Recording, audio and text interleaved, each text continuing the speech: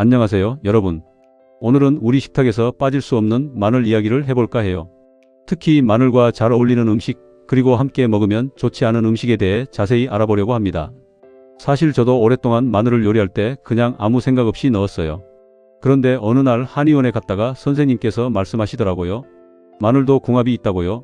그때부터 이것저것 공부하면서 알게 된 내용들을 오늘 여러분과 나눠보려고 합니다. 먼저 마늘이 우리 몸에 어떤 작용을 하는지부터 이해하면 좋을 것 같아요. 마늘은 성질이 따뜻한 식품이에요. 한의학에서는 이걸 온성식품이라고 부르죠. 그래서 몸을 따뜻하게 해주고 혈액순환을 도와주는 역할을 합니다. 또 매운맛 때문에 기운을 발산시키는 특징도 있어요. 제가 아는 분 중에 한 분이 계세요. 60대 중반 되신 분인데 항상 손발이 차갑다고 하소연하시더라고요.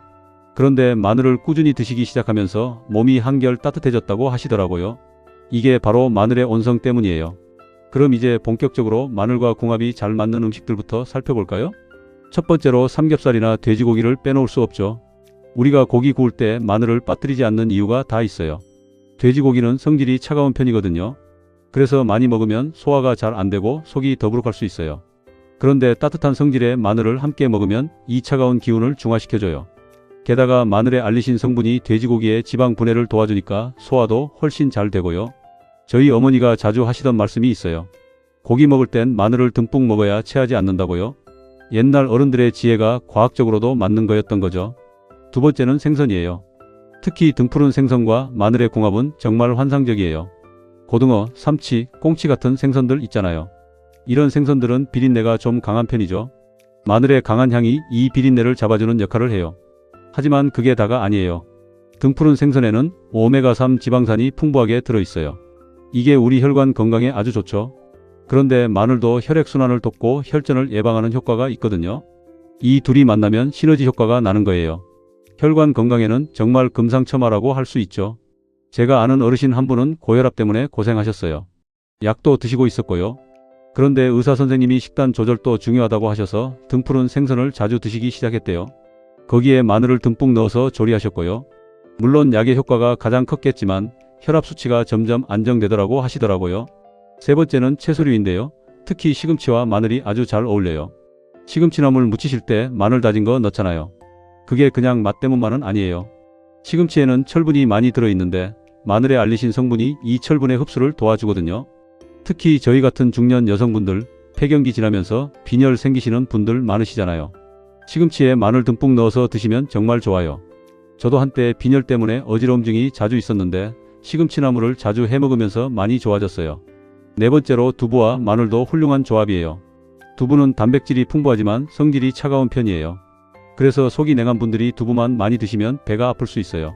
근데 따뜻한 마늘을 함께 먹으면 이런 문제를 예방할 수 있죠. 두부조림 만드실 때나 두부 전골 끓이실 때 마늘을 넉넉히 넣으시면 좋아요. 맛도 훨씬 깊어지고 소화도 잘 되거든요. 저는 두부 부침 만들 때도 마늘 다진 거를 양념장에 꼭 넣어요. 그럼 두부의 담백함과 마늘의 풍미가 어우러져서 정말 맛있어요. 다섯 번째는 버섯이에요.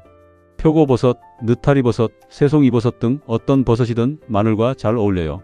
버섯 볶음 하실 때 마늘을 먼저 볶아서 기름에 마늘향을 입히잖아요. 그게 정말 중요한 과정이에요. 버섯에는 비타민 D가 풍부한데 마늘과 함께 먹으면 면역력 강화 효과가 배가 돼요.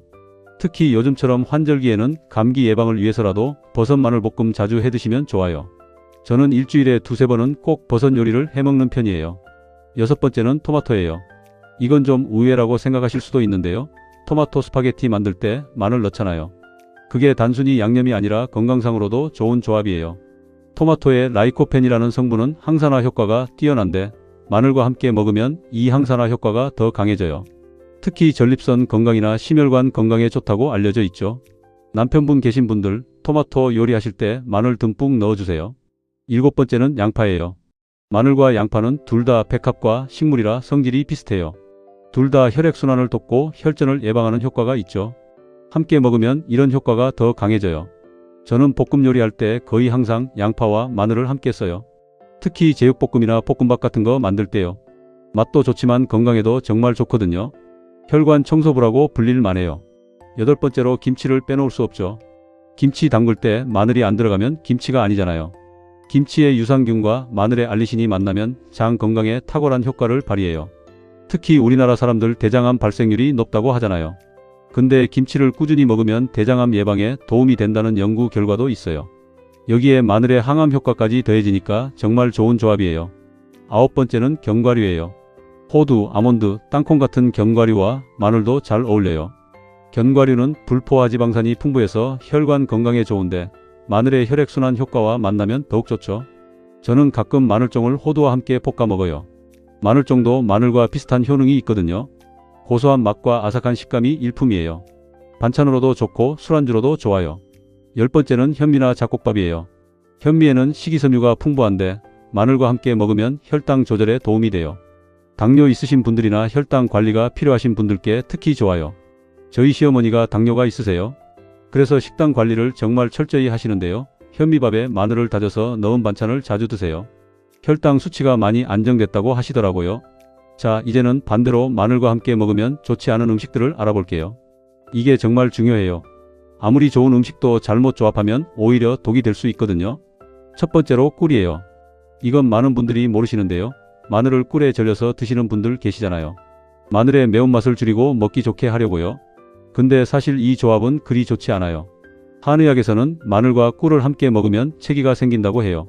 마늘의 따뜻한 성질과 꿀의 성질이 서로 충돌하면서 소화불량을 일으킬 수 있대요. 실제로 제가 아는 분이 마늘꿀 만들어서 먹었다가 배가 더부룩하고 속이 안 좋더라고 하시더라고요. 만약 마늘을 먹기 쉽게 만들고 싶으시면 꿀 대신 올리고당이나 조청을 쓰시는 게 나아요. 아니면 간장에 절이는 것도 방법이에요. 두 번째는 개고기예요. 요즘은 개고기 드시는 분들이 많이 줄긴 했지만 여전히 건강 보양식으로 드시는 분들이 계세요. 그런데 개고기와 마늘은 정말 좋지 않은 조합이에요. 개고기도 성질이 뜨겁고 마늘도 따뜻한 성질이거든요.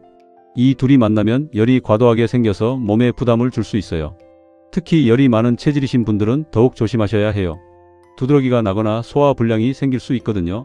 옛날 어른들도 게장국 먹을 때는 마늘을 넣지 말라고 하셨잖아요. 다 이유가 있는 거예요. 세 번째는 홍삼이나 인삼이에요. 이것도 많은 분들이 놀라실 텐데요. 건강에 좋다고 알려진 것들끼리도 궁합이 안 맞을 수 있어요. 인삼이나 홍삼은 기를 보하는 효과가 강해요. 반면 마늘은 기를 발산시키는 성질이 있죠. 그러니까 인삼으로 기를 모으려고 하는데 마늘이 기를 흩어버리는 거예요. 서로 반대 작용을 하니까 효과가 반감되는 거죠. 제가 아는 어르신 한 분이 홍삼을 드시면서 마늘도 챙겨 드셨대요. 둘 다 몸에 좋다고 하니까요. 근데 별로 효과를 못 느끼시더래요. 나중에 한의원에서 상담받고 나서야 이유를 아셨대요. 네 번째는 토끼고기예요. 요즘은 토끼고기 먹는 경우가 거의 없긴 하지만 혹시나 해서 말씀드려요. 토끼고기는 성질이 차가운데 마늘의 따뜻한 성질과 만나면 소화기에 무리를 줄 수 있어요. 다섯 번째는 날달걀이에요. 날달걀에 마늘을 넣어서 드시는 분들이 가끔 계세요. 정력에 좋다고 해서요. 하지만 이것도 좋지 않은 조합이에요. 날달걀의 단백질과 마늘의 성분이 만나면 소화가 잘 안 돼요. 게다가 날달걀 자체가 위생상 문제가 될 수 있는데 여기에 마늘까지 더하면 배탈이 날 위험이 높아져요. 여섯 번째는 우유나 유제품이에요. 이건 좀 애매한 경우인데요. 마늘 먹고 나서 입냄새를 없애려고 우유를 마시는 건 괜찮아요. 실제로 우유가 마늘 냄새를 줄여주기도 하고요. 하지만 마늘 요리를 먹으면서 동시에 우유를 마시거나 마늘을 우유에 넣어서 드시는 건 좋지 않아요. 마늘의 유황 성분과 우유의 단백질이 만나면 소화에 부담을 줄 수 있거든요. 제가 아는 분 중에 마늘을 우유에 갈아서 드셨다는 분이 계셨어요. 건강에 좋을 것 같아서요.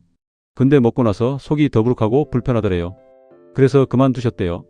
일곱 번째는 녹차예요.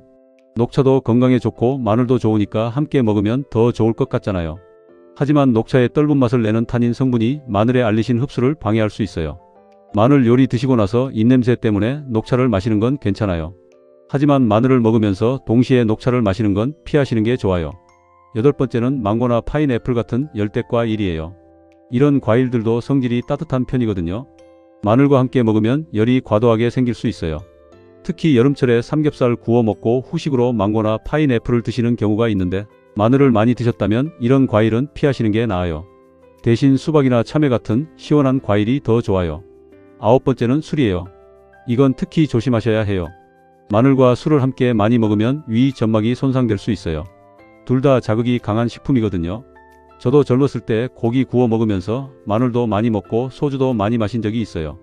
그런데 다음날 속이 정말 안 좋더라고요. 나중에 알고 보니 마늘과 술이 위 점막을 자극해서 그런 거였어요. 물론 적당히 드시는 건 괜찮아요. 고기 먹으면서 마늘도 먹고 술도 조금 마시는 정도는 문제 없어요. 하지만 과하면 안 된다는 거죠. 10번째는 약입니다. 특히 혈액응고 억제제를 드시는 분들은 마늘을 조심하셔야 해요.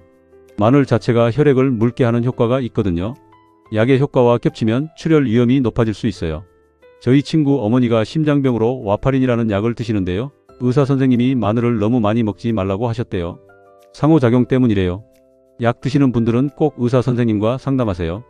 그럼 이제 마늘을 어떻게 먹는 게 가장 좋은지 말씀드릴게요. 첫째, 생마늘로 먹을 때는 하루 두세 쪽 정도가 적당해요. 너무 많이 먹으면 위에 부담을 줄 수 있거든요. 저도 한때 마늘이 좋다고 해서 하루에 대여섯 쪽씩 먹었더니 속쓰림이 생기더라고요. 둘째, 마늘을 썰거나 다진 후 10분 정도 공기 중에 노출시키면 좋아요. 그러면 알리신이라는 유효 성분이 더 많이 생성돼요. 바로 익히지 말고 잠깐 놔두는 거예요. 셋째, 가열할 때는 너무 오래 익히지 마세요. 마늘의 영양소가 파괴될 수 있거든요. 살짝 볶는 정도가 좋아요. 넷째, 빈속에 생마늘을 먹는 건 피하세요. 위가 약한 분들은 특히 조심하셔야 해요. 식사와 함께 드시는 게 가장 좋아요. 다섯째, 마늘종이나 마늘종도 마늘과 비슷한 효능이 있어요. 생마늘이 부담스러우시면 이런 걸로 대체하시는 것도 좋은 방법이에요. 여섯째, 흑마늘은 일반 마늘보다 자극이 적고 단맛이 나서 먹기 편해요. 위가 약하신 분들께 추천드려요. 다만 당도가 높으니 당뇨 있으신 분들은 주의하세요. 일곱째, 마늘을 오래 보관하실 때는 껍질을 벗기지 말고 서늘하고 건조한 곳에 두세요. 냉장고에 넣으면 싹이 나기 쉬워요. 여덟째, 마늘 먹고 나서 입냄새가 걱정되신다면 사과나 우유를 드세요. 이게 냄새를 줄여주는 데 도움이 돼요. 저는 주로 사과를 먹어요. 아홉째, 마늘을 절여서 드실 때는 간장이나 식초를 이용하세요. 오래 보관할 수 있고 먹기도 편해요. 열째, 마늘을 다질 때는 나무 도마보다 플라스틱 도마를 쓰세요. 나무 도마는 냄새가 배면 잘 안 빠지거든요. 마늘의 효능에 대해서도 좀 더 자세히 말씀드릴게요. 이미 아시는 내용도 있겠지만 다시 한번 정리해보면 좋을 것 같아요. 첫째, 항균 작용이에요. 마늘은 천연 항생제라고 불릴 만큼 항균 효과가 뛰어나요. 감기 예방에도 좋고 식중독 예방에도 도움이 돼요. 둘째, 혈관 건강이에요. 마늘의 알리신 성분이 혈액을 맑게 하고 혈전을 예방해줘요. 콜레스테롤 수치를 낮추는 효과도 있고요. 셋째, 항암 효과예요. 많은 연구에서 마늘의 항암 효과가 입증됐어요. 특히 위암과 대장암 예방에 도움이 된다고 해요. 넷째, 면역력 강화예요. 마늘을 꾸준히 먹으면 면역세포가 활성화돼서 각종 질병을 예방할 수 있어요. 다섯째, 피로 회복이에요. 마늘의 알리신이 비타민 B1의 흡수를 도와서 피로 회복에 좋아요. 요즘처럼 환절기에 피곤하실 때 특히 좋아요. 여섯째, 혈당 조절이에요. 마늘이 인슐린 분비를 촉진해서 혈당을 낮추는 데 도움을 줘요. 일곱째, 소화 촉진이에요. 마늘의 매운맛이 유액 분비를 촉진해서 소화를 도와줘요. 여덟째, 해독 작용이에요. 마늘의 유황 화합물이 간의 해독 기능을 도와줘요. 하지만 마늘이 아무리 좋아도 과하면 안 돼요. 모든 음식이 그렇지만 적당히 먹는 게 중요해요. 마늘을 너무 많이 먹으면 위장 장애가 생길 수 있고 빈혈을 유발할 수도 있어요. 또 마늘을 먹으면 안 되는 경우도 있어요. 위궤양이나 십이지장궤양이 있으신 분들, 역류성 식도염이 심한 분들은 마늘을 피하시는 게 좋아요. 마늘의 자극이 증상을 악화시킬 수 있거든요. 수술 예정이 있으신 분들도 수술 일주일 전부터는 마늘을 피하세요. 마늘이 혈액응고를 억제해서 수술 중 출혈이 많아질 수 있어요. 모유 수유 중이신 분들도 마늘을 많이 먹으면 모유에 마늘 맛이 배어서 아기가 젖을 거부할 수 있어요. 이제 정리해 볼게요. 마늘은 정말 좋은 식품이에요. 우리 조상들이 오랫동안 먹어온 데는 다 이유가 있어요. 하지만 무조건 많이 먹는다고 좋은 게 아니라 어떤 음식과 함께 먹느냐가 중요해요. 돼지고기, 생선, 채소, 두부, 버섯 같은 음식들과는 정말 잘 어울려요. 이런 조합으로 요리하시면 맛도 좋고 건강에도 좋아요. 반면 꿀, 인삼, 술, 우유 같은 것들과는 조심하셔야 해요. 함께 먹으면 소화가 안 되거나 효과가 떨어질 수 있거든요. 마늘을 드실 때는 하루 두세 쪽 정도 식사와 함께 드시는 게 가장 좋아요. 생마늘이 부담스러우시면 익혀서 드시거나 흑마늘로 드시는 것도 좋은 방법이에요. 특히 약을 드시는 분들은 마늘을 많이 드시기 전에 의사 선생님과 상담하시는 게 안전해요. 약과 상호작용할 수 있거든요. 저도 오늘 이 내용 정리하면서 다시 한번 배웠어요. 그동안 무심코 먹었던 것들이 사실은 궁합이 안 맞는 조합이었던 것도 있더라고요. 앞으로는 좀 더 신경 써서 먹어야겠어요. 여러분도 오늘 말씀드린 내용 참고하셔서 마늘을 현명하게 드시길 바랍니다. 좋은 음식도 제대로 알고 먹으면 약이 되고 잘못 먹으면 독이 될 수 있다는 거 꼭 기억하세요. 건강한 식습관은 하루아침에 만들어지는 게 아니에요. 조금씩 알아가고 실천하다 보면 어느새 몸도 마음도 건강해져 있을 거예요. 오늘도 건강하고 행복한 하루 보내세요. 감사합니다.